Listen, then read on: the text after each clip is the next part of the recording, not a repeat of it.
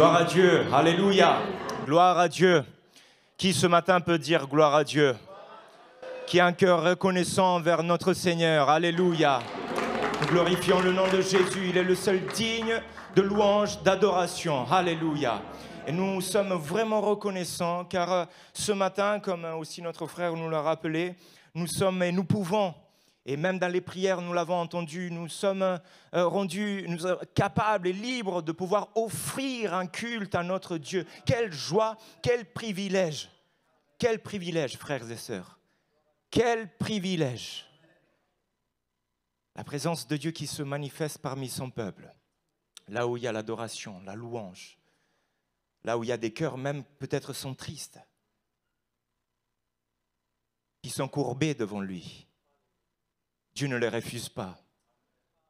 Au contraire, il est là pour transformer, récupérer, changer, accomplir encore des grandes choses. Dans ma vie, premièrement.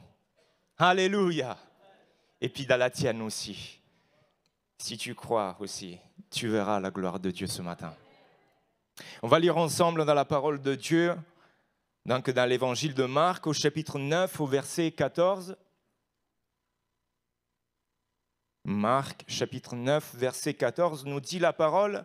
Lorsqu'ils furent arrivés près des disciples, ils virent autour d'eux une grande foule et des scribes qui discutaient avec eux.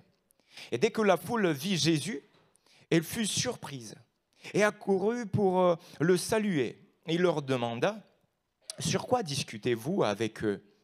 Et un homme de la foule lui répondit, « Maître, j'ai amené auprès de toi mon fils, qui est possédé d'un esprit muet.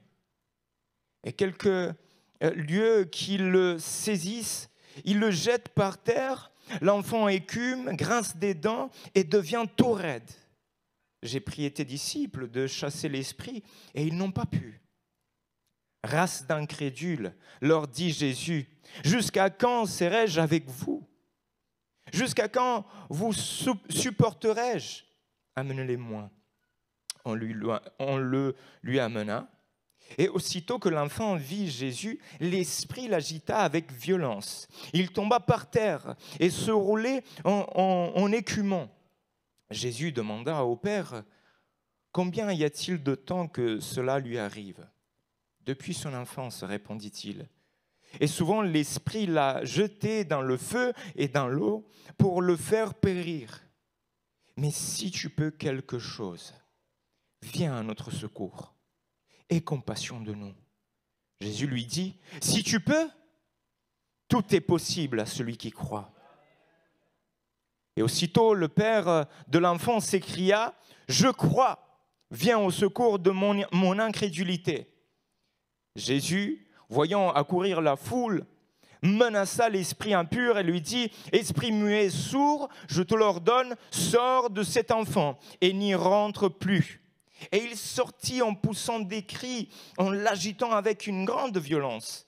L'enfant devint comme mort, de sorte que plusieurs se disaient qu'il était mort.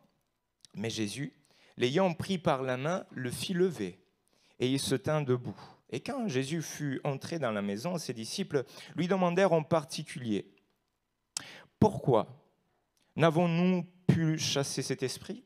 Il leur dit, « Cette espèce-là ne peut sortir que par la prière. » Amen. Jusqu'ici, la lecture d'un texte qui est et qui pourrait être assez aussi compliqué. Pourquoi compliqué? Parce que ça s'agit, et nous pouvons voir aussi dans le cadre, il y a un enfant. Un enfant qui est saisi, nous dit la parole, par un esprit impur. Mais je veux voir que cela est assez compliqué de le voir. Et assez difficile aussi de le saisir dans nos pensées, dans nos émotions même. N'est-ce pas? Vous savez, il n'y a pas longtemps quand même, ça va. Il n'y a pas longtemps, si longtemps que ça, on a pu avoir le privilège avec mon épouse de faire une mission au Cameroun.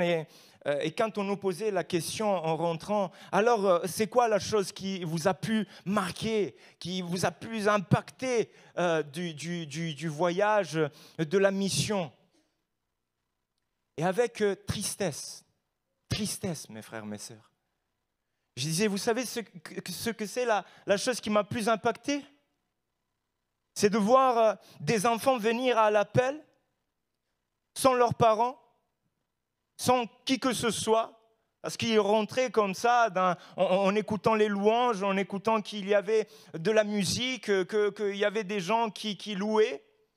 Ils venaient et ils se présentaient devant les enfants. Et au moment où on allait prier pour eux, les esprits qui étaient en eux s'agissaient, commençaient à se rebeller. Et quand on me demandait, je disais, c'est ça la chose qui m'a plus impacté. De voir une génération des enfants qui étaient saisis par des esprits impurs. Et c'était terrible à saisir, à digérer, comme on pourrait dire aussi. C'est terrible de concevoir une telle chose. Et pourtant, n'est-il pas la réalité aussi? Mais ce n'est pas la première fois que nous voyons un père en difficulté dans la Bible. Ce n'est pas du tout la première fois une situation qui ne peut pas trouver une possible solution humaine. Nous voyons aussi qu'il y a bien d'autres cas de possession dans la Bible. Vous savez, des fois ça a été, et peut-être pour quelque temps, ça a été un sujet tabou.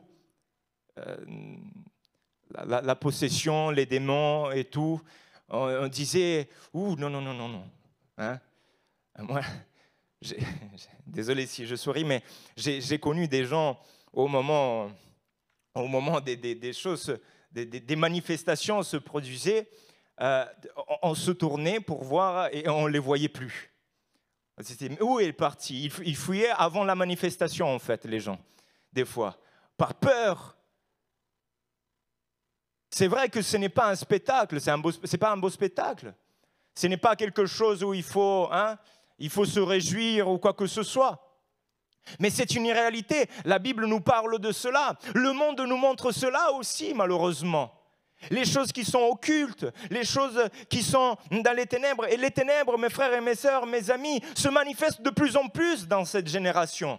Et en tant que croyants, en tant que porteurs de lumière, nous devons faire la différence, la parole nous dit, dans ce monde, dans cette génération qui est dans les ténèbres, qui est sous le joug de l'ennemi. Nous sommes des flambeaux, nous dit la parole, parmi cette génération, au milieu de cette génération. Est-ce que tu brilles encore comme un flambeau au milieu des ténèbres? Seigneur, brûle encore en moi, que ton esprit puisse brûler encore en moi, afin que quand il y a les ténèbres, la lumière qui est en moi, Christ qui est en moi, puisse faire fuir les ténèbres. Amen. Et la Bible nous parle de cela. Il y a bien encore d'autres cas. Vous vous en souvenez du possédé qui était dans des cavernes, dans des tombeaux. Vous vous en souvenez de celui-là? À lui, il était un personnage aussi, hein. Même quand on l'enchaînait, il se libérait. Et il se promenait comme ça. Quel cas, quel personnage, quel vécu, quelle situation terrible. Nous pouvons parler aussi du possédé qui était dans une synagogue. Dans une synagogue. Eh oui, Jésus l'a trouvé, il était dans une synagogue. Et il était là, en train d'assister à, je ne dis pas à un culte, mais en train d'assister à une cérémonie religieuse. Et pourtant, il était là. Et pendant longtemps, notre réflexion a été le fait que, ah non, les démons ne peuvent pas rentrer dans les églises. Là, peut-être, je vais me faire des ennemis, en fait. Je le sens de loin.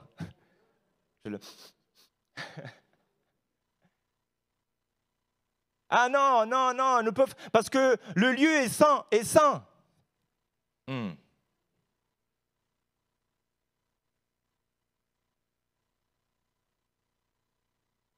Cet événement s'est produit et juste après,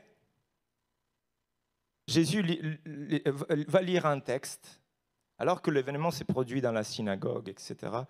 Et Jésus lit un texte très particulier concernant sa mission, sa personne. Et il dit, l'Esprit du Seigneur est sur moi, parce qu'il m'a oint pour annoncer une bonne nouvelle aux pauvres. Il m'a envoyé pour guérir ceux qui ont le cœur brisé, pour proclamer aux captifs la délivrance et aux aveugles le recouvrement de la vue, pour renvoyer libres les opprimés. Alléluia.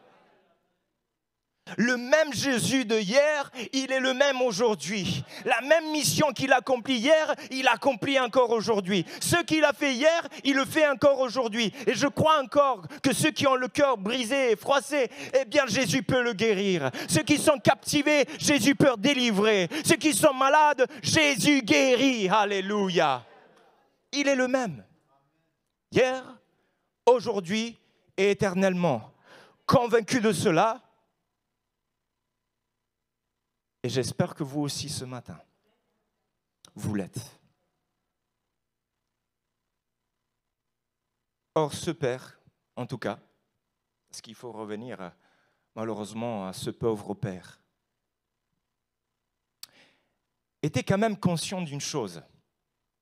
Était conscient qu'un esprit mauvais, impur, était en train de tourmenter l'existence de cet enfant.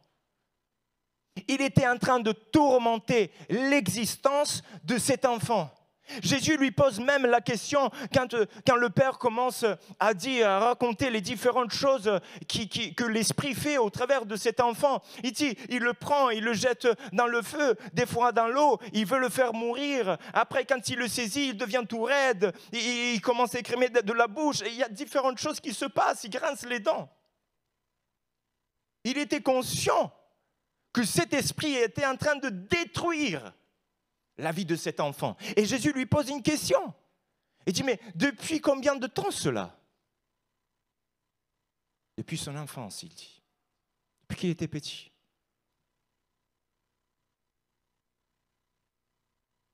Terrible. N'est-ce pas? Terrible. Je crois que des fois, il y a des hommes et des femmes que depuis longtemps, et peut-être même, je rajoute, depuis leur enfance, vivent des choses qui, dans le temps, ont détruit leur existence, qui l'ont formé en fait dans un état qui est destructif pour eux. Ils ont grandi dans les ténèbres, dans la pensée qui est ténébreuse, qui est obscure. Des fois, on n'y pense pas, on ne le dit pas, par crainte, par peur ou par d'autres choses, etc. Mais mes amis, moi je le crois fermement, que quand ma mère et mon père commençaient à prier pour moi et à proclamer la bénédiction sur ma vie, qui priaient, ils disaient, Seigneur, garde mon fils, garde mon enfant. Je crois que cette prière, elle était véritière sur ma vie. Et qu'elle m'a protégé de beaucoup de choses. Car vous le savez, et il ne faut pas nier la réalité. Il ne faut pas se cacher les yeux devant la réalité. Beaucoup d'entre vous aussi travaillent certainement aussi avec les enfants. Et vous voyez ce qu'ils vivent dans le quotidien. Vous voyez ce qu'ils vivent dans la société. Et comme je disais tout à l'heure, une société qui ne se cache plus. Qui ne se cache plus. Avant, pour chercher... Et je ne fais pas de publicité, hein, bien évidemment. Avant, pour chercher un médium ou quelqu'un, il fallait avoir des connaissances. Est-ce que tu connais? Mais il y a un ami au moins qu'il lit les cartes, il fait ceci, il fait cela, il t'amène en transe, il fait d'autres choses, etc. Il te fait des macombes et d'autres choses. Et il fallait le chercher un peu comme ça, par amitié. Aujourd'hui, vous voyez les panneaux qui sont à l'extérieur des maisons. Vous passez avec la voiture et vous voyez médium, etc. C'est quoi ce délire dans cette société? Aujourd'hui, comme nous dit la parole, les ténèbres, le mal est devenu et le bien est devenu. Oh, si tu dis, oh moi, le dimanche matin, je vais à l'église, ou bien les jeunes vont dire, moi le samedi, qu'est-ce que tu fais le samedi? Tu vas en boîte? Non, moi en boîte. Non, je vais à l'église, je vais louer le Seigneur avec les autres jeunes, je vais exalter Jésus, je vais vivre. T'as un problème? Mais qu'est-ce que c'est ce délire? Et donc, tu fais rien de... Tu assumes pas des drogues, tu fais pas des choses, tu consommes pas de l'alcool, tu t'amuses pas avec telle et telle personne. Il y a un problème avec toi. Ah bon? Oui, c'est la société d'aujourd'hui.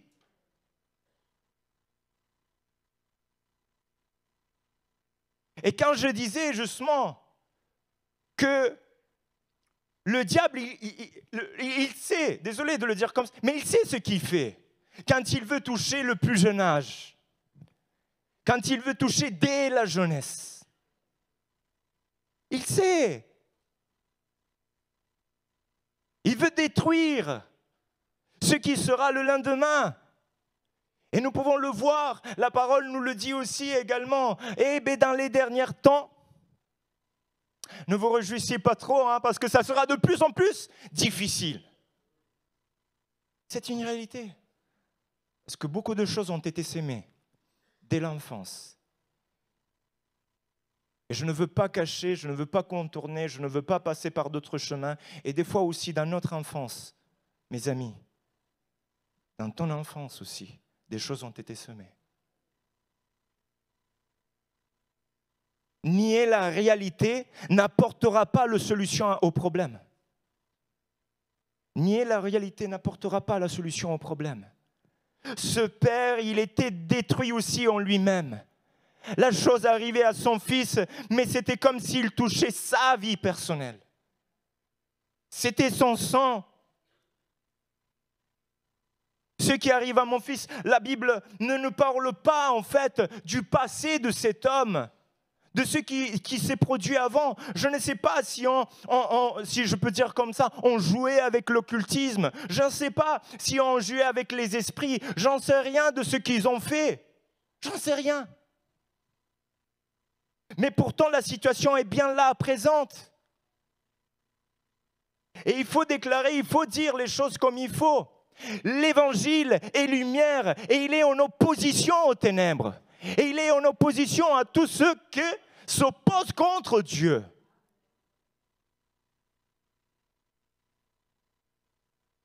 Des portes ouvertes au travers, peut-être, des pratiques impures, des consécrations. Connaissez cela aussi? Ce qu'on fait de beau. Je sais que ça peut être dur à entendre et que ça peut produire des effets, mais gloire à Dieu, je veux annoncer l'évangile tel qu'il est. Mais je sais que beaucoup ne connaissent pas en fait ce monde, je dirais, ce monde spirituel, cette réalité spirituelle. Quand nous à l'église, on fait les présentations des bébés. Alléluia.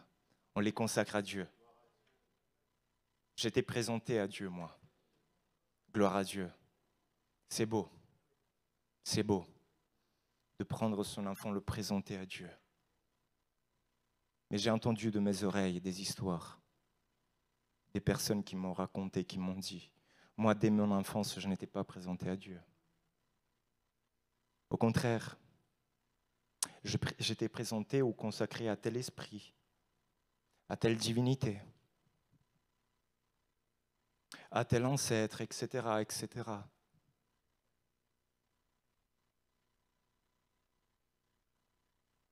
Que le Seigneur, ce matin même, alléluia, puisse briser toute consécration, tout lien qu'ont été pu faire. Moi, je le crois fermement dans la parole. C'est une proclamation que l'Évangile nous fait. C'est des actions que Jésus accomplissait aussi. Il brisait ce que les ténèbres avaient construit. Et nous pouvons le voir dans la situation en fait de cet enfant. Ce qui a été construit et produit ou consacré avant, eh bien Jésus, quand il dénonce, Et quand il prend autorité, eh bien tout cela s'enfuit. Et c'est une réalité comme pour hier, encore aujourd'hui. Et le Père, il se disait quand même en lui-même. Il se posait cette question. Et peut-être c'est la question que tu te poses pendant que je suis aussi en train de prêcher. Mais si tu peux quelque chose, Seigneur. Oh, j'ai essayé, j'ai demandé, j'ai fait. On a demandé à ceci, à cela. J'ai prié à ce moment, à tel moment. Mais si tu peux, viens à notre secours. Aie compassion de nous. Un cri de secours. Si tu peux quelque chose, j'ai tout essayé, mais ma maladie ne trouve pas de solution. J'ai tout essayé, mais mon mal-être ne trouve pas de solution. J'ai tout essayé, mais mes angoisses ne trouvent pas de solution. J'ai tout essayé, mais ma dépression ne trouve pas de solution. J'ai tout essayé, mais mon fardeau ne trouve pas de solution. Ma vie ne trouve pas de solution. Tu as tout essayé?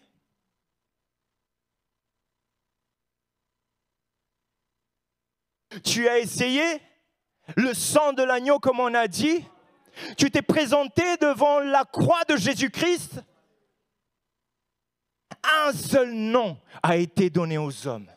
Un seul nom a été donné aux hommes. Un seul nom, et c'est le nom de Jésus-Christ, notre Sauveur. Alléluia. C'est lui seul qui a brisé les liens de la mort. C'est lui seul qui a brisé les liens des ténèbres. Oh, tu peux tout essayer dans ce monde. Tout. Et ce tout va encore te lier. Il te liera de plus en plus. Jésus lui dit, alléluia. Si tu peux. Et il s'arrête. Il y a un temps, il y a les 3 points que j'avais mis qui ont été enlevés, mais ce n'est pas grave. Si tu peux.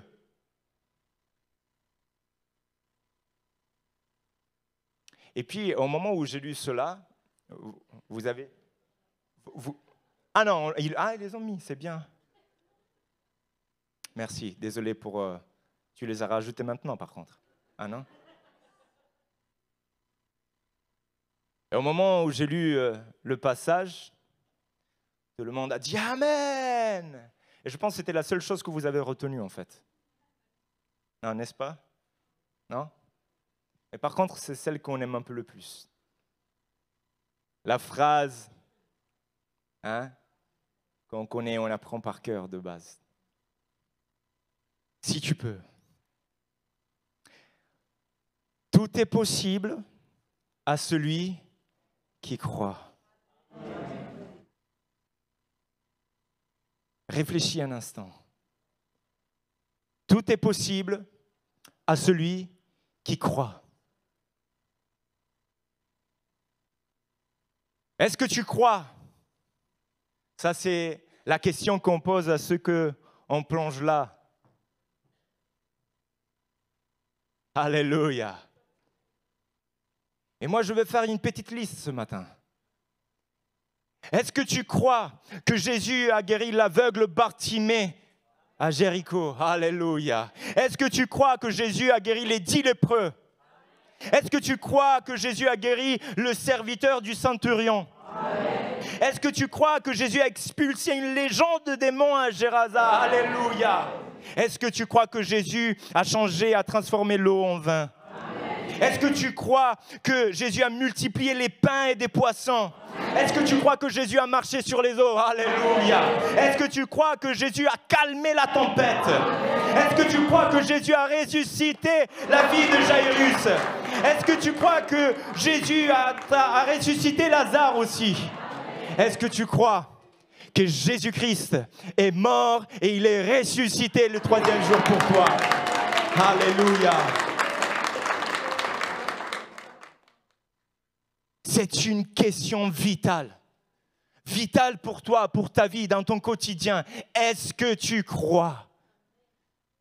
Oh Seigneur, oui, je crois. C'est ce qu'il a répondu, ce Père. Oui, je crois. Mais Seigneur, viens au secours de mon incrédulité. Eh oui, oui. Seigneur, c'est vrai. Des fois, ça m'est difficile. Face à la situation, face à la réalité, Seigneur. Ce père pouvait dire à ce moment-là, Seigneur Jésus, j'ai mon fils devant mes yeux. Tu le vois, Seigneur, il est là devant mes yeux. Et quand l'esprit impur le saisit, tu vois comment il est comme mort. Il veut essayer de le détruire, Seigneur. Je crois que tu es le seul capable. Je l'ai amené à toi, il me dit le texte. Je suis venu exprès pour te l'amener, pour te le présenter devant toi. Je le crois, Seigneur. Mais tu sais, tu vois mon cœur, tu sondes. Tu vois que j'ai tellement prié, Seigneur, pour mon fils, ma fille. Depuis longtemps, Seigneur, qu'ils viennent à toi. Je l'ai fait avec larmes. Je les vois dans leur quotidien qui sont éloignés, qui sont loin de toi, Seigneur.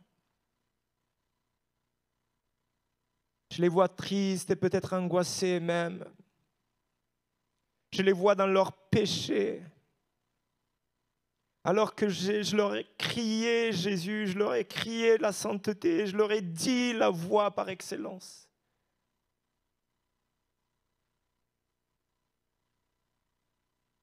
Seigneur, tu vois la réalité de mon cœur. Je crois que tu peux tout.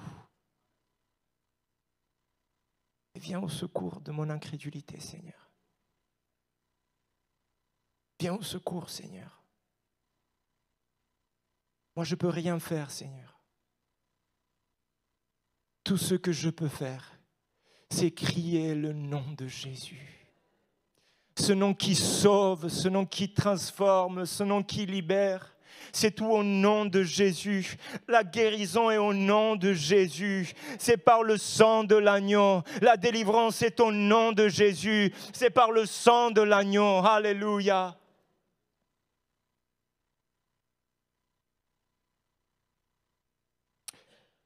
Puis il leur dit, et je terminerai par cela.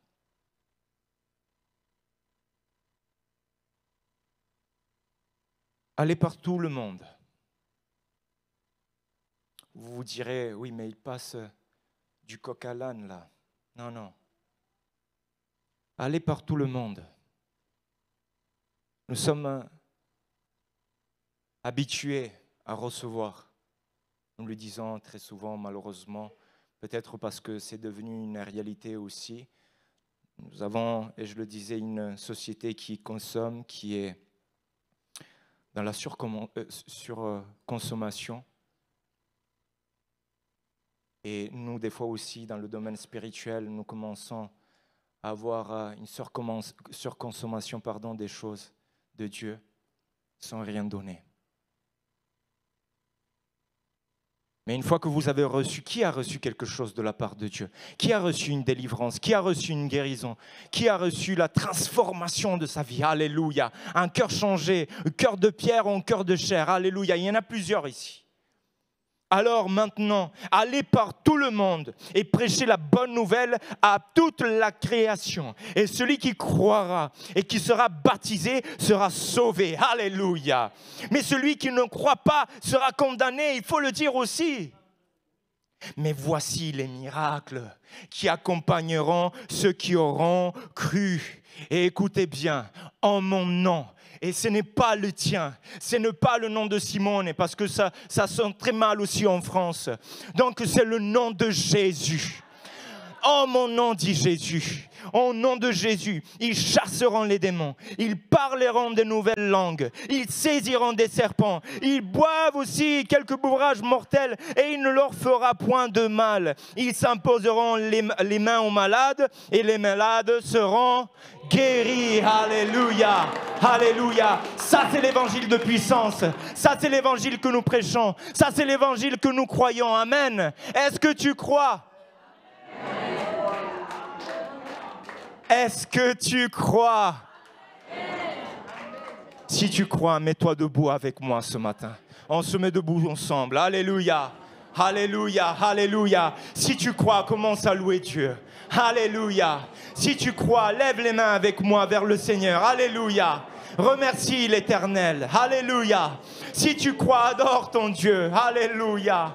Si tu crois, remercie-le déjà. Oh, pour la guérison, la délivrance, le pardon des péchés. Alléluia. Alléluia. Alléluia. Oh. Alléluia. Alléluia. C'est le nom de Jésus. C'est le nom de Jésus. C'est le nom de Jésus qui sauve, qui libère, qui guérit, qui détruit les ténèbres, qui fait chasser le démon loin. Alléluia. Alléluia. Alléluia.